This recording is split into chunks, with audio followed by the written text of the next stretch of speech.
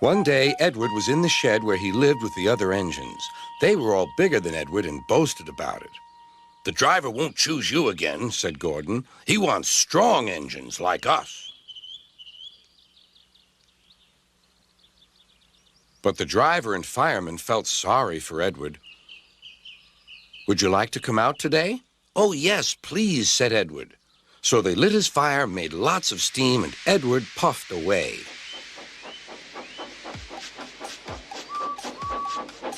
The other engines were very cross at being left behind.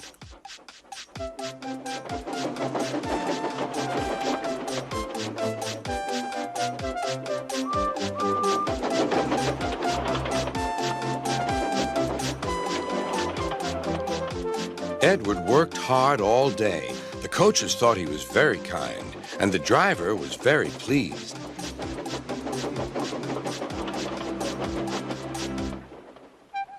"I'm going out again tomorrow," Edward told the other engines that night. "What do you think of that?" But he didn't hear what they thought, for he was so tired and happy that he fell asleep at once. Next morning, Edward woke up to find nothing had changed. Gordon was still boasting. "You watch me, little Edward, as I rush through with the express. That will be a splendid sight for you. Goodbye, little Edward. Look out for me this afternoon."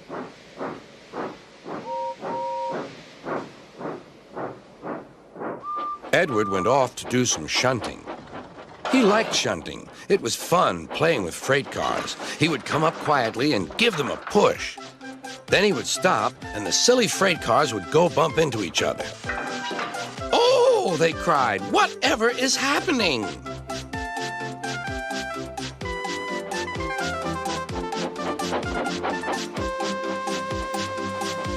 Edward played till there were no more freight cars. Then he stopped to rest. Presently, he heard a whistle. Gordon was cross. Instead of nice shining coaches, he was pulling a dirty freight train. "A freight train, a freight train, a freight train," he grumbled. "The shame of it, the shame of it, oh, the shame of it." Edward laughed and went to find some more freight cars. Then there was trouble. "Gordon can't get up the hill," the porter called to Edward's driver. "Will you take Edward and push him, please?" They found Gordon halfway up and very cross. His driver and fireman were talking to him severely. "You're not trying." "I can't do it," said Gordon. "The noisy freight cars hold an engine back so." Edward's driver came up. "We've come to push."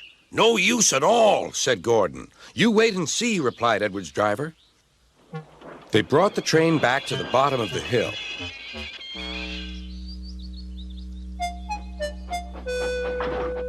"I'm ready," said Edward. "No good," grumbled Gordon. They pulled and pushed as hard as they could.